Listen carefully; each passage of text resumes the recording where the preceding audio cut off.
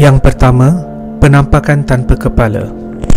Ramai pelajar dan kaki tangan telah melaporkan melihat lembaga tanpa kepala berkeliaran di kawasan sekolah pada waktu malam.